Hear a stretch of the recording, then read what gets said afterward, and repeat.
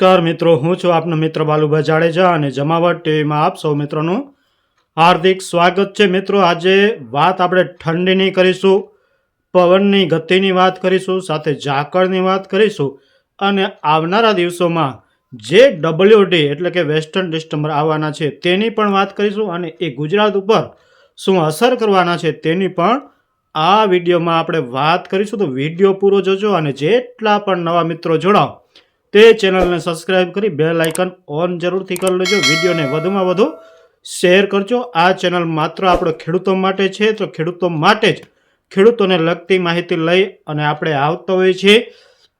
તો જરૂરથી જેટલા ખેડૂત ભાઈઓ છે તે જરૂરથી ચેનલમાં જોડાઓ, જેથી દરેક માહિતી તમને પડની મળતી રહે. તો માવઠાની વાત આપણે શરૂઆતમાં જ કરી. તો માવઠું છે કાલે તમે જોયું, આમ તો આપણે 18 તારીખે કીધું હતું, પછી 22 તારીખે કીધું હતું, પછી 23 થી 26 કીધું હતું. તો 26 તારીખને તો હજુ ટાઈમ છે.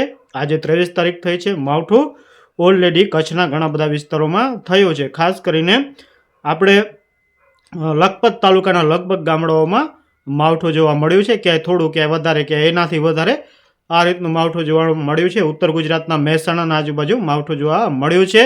બાકી ક્યાંય સમાચાર મળ્યા નથી. તો તમારે ક્યાંય માવઠું થયું હોય એ બાજુ તો જરૂરથી કમેન્ટમાં ક્લિક કરી કમેન્ટ જરૂરથી લખજો કે અમારે આ જગ્યા ઉપર માવઠું થયું હતું. હવે વાત કરીશું ઠંડીની.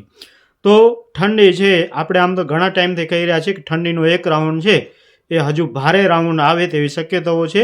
તો ઠંડી આજ રાતથી જ ઘણા વિસ્તારોમાં જોવા મળશે. આપણે ઉત્તર ગુજરાતમાં પણ જોવા મળશે, કચ્છમાં પણ જોવા મળશે, સૌરાષ્ટ્રના વિસ્તારોમાં પણ અમુક વિસ્તારોમાં જોવા મળશે, અમુક વિસ્તારોમાં ઓછી જોવા મળશે, પણ ઠંડી લગભગ બધી જગ્યાએ જોવા મળશે. હવે આપણે ઠંડી છે તો ઠંડી છે વધારે પડવાની પૂરેપૂરી શક્યતાઓ છે. દિવસે દિવસે થોડી થોડી વધતી રહેશે, પરંતુ વચ્ચે 26-27 તારીખે એક WD આવી રહ્યો છે ફરી, અને એ પણ પાકિસ્તાન સુધી WD લંબાય તેવી પૂરેપૂરી શક્યતાઓ છે. અને એનાથી જો વધારે નીચે લંબાય છે તો ફરી એકવાર ગુજરાત સુધી તેના જે આઉટ ક્લાઉડ એટલે કે જે વાદળાઓ છે તે ગુજરાત સુધી આવી શકે છે. મેન ખેડૂતોએ અહીંયા સમજવા જેવી વાત છે. અત્યારે એક વેસ્ટર્ન ડિસ્ટમ્બર એટલે કે WD જે છે એ અત્યારે ઓલરેડી આપણી ભારત ઉપર છે અને ખૂબ બરફ વર્ષા પડી રહી છે. કાલે રાત્રે ખૂબ વરસાદ પડ્યો છે, આજે દિવસે પણ ખૂબ વરસાદ પડ્યો છે. ધોઈ નાખ્યા છે એટલો વરસાદ જોવા મળ્યો છે. અને બરફ વરસાદ તો ફૂલ આમ ગાડીઓ ઢંકાઈ ગઈ છે એવો વરસાદ પડ્યો છે. સિમલા હોય, જમ્મુ કાશ્મીર, લેહ, લદ્દાખ, હિમાલય, બધા વિસ્તારો ઢંકાઈ જાય એટલો બરફ વરસાદ પડ્યો છે. અને હજુ 2 WD આવવાના છે, એટલે કે 2 વેસ્ટર્ન ડિસ્ટમ્બર આવવાના છે. કઈ તારીખે આવવાના છે એ પણ હું તમને આગતરી જ કહી દઈશું, જેથી દરેક ખેડૂત ભાઈઓને ખ્યાલ રાખે. તો બીજો WD છે એ 26 અથવા 27 તારીખે આવે તેવી પૂરેપૂરી શક્યતાઓ છે. અને પાકિસ્તાન સુધી તો એ લંબાઈ એવું દેખાઈ રહ્યું છે.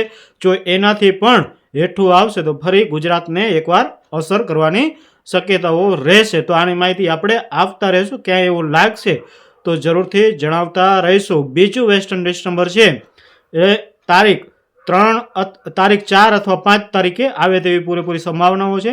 એ વેસ્ટર્ન ડિસ્ટમ્બર પણ ખૂબ મોટું હોય તેવું હાલ અત્યારે એક લાગી રહ્યું છે, અને તે પણ પાકિસ્તાન સુધી લંબાય તેવી પૂરેપૂરી શક્યતાઓ છે. કદાચ એના જે વાદળાઓ છે એ અરબી સમુદ્ર સુધી પણ આવે તેવી પણ હાલ એક શક્યતાઓ જોવા મળી રહી છે. એટલે 5 તારીખ સુધી ઓલરેડી આપણે પહેલાં પણ કહ્યું હતું કે 5 તારીખ સુધી છે હવામાન છે ગડબડ રહેવાનું છે. તો એ રીતના 2 હજી WD આવવાના છે. હવે જ્યારે WD આવતા હોય એટલે આપણે ભારત ઉપર જમ્મુ કાશ્મીર, લેહ, લદ્દાખ, હિમાલય અને એનાથી નીચે આવે તો પછી આપણે ઉત્તર પ્રદેશના વિસ્તારો છે અને વરસાદ છે એમાં હરિયાણા છે, પંજાબ છે, સાથે રાજસ્થાન છે, ત્યાં સુધી વરસાદ થતો હોય છે. ઘણીવાર લંબાય તો ગુજરાતમાં પણ વરસાદ થતો હોય છે. તો આ વખતે ગુજરાતમાં માવઠું જોયું, ગયા વખતે પણ ગુજરાતમાં માવઠું જોયું. એ રીતે હજુ પણ કદાચ જો નીચું આવશે તો માવઠું થઈ શકે છે. આ રીતનું હવામાન જોવા મળે. એટલે હવામાન છે એ કિલ્લેટી ચોખ્ખું થાય એવું લાગતું નથી. કાલે કદાચ ચોખ્ખું રહેશે વાતાવરણ, ફરી 2-4 દિવસ પછી ફરી વાદળ જોવા મળશે. અને વાદળ છે એ લગભગ બધાય ગુજરાતમાં જોવા મળશે, કે થોડા હશે કે ઘણા હશે, પરંતુ વાદળ જોવા મળશે. બીજી એક વાત કે આ જે વર્ષે હોય એ કસ કાતરામાં ગણવા આવતા નથી. એટલે કે આ અત્યારે જે વાદળ આપણે થયા હતા તે વાદળ છે એ વર્ષ્યા છે. વર્ષ્યા હોય એ વાદળ કસ કાતરામાં ગણવામાં આવતા નથી.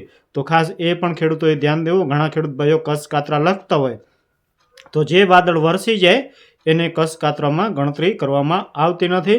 ઠંડીનો રાઉન્ડ છે મોટો રાઉન્ડ આવશે. લગભગ 8 દિવસ ઠંડી છે એ રેગ્યુલર જોવા મળશે.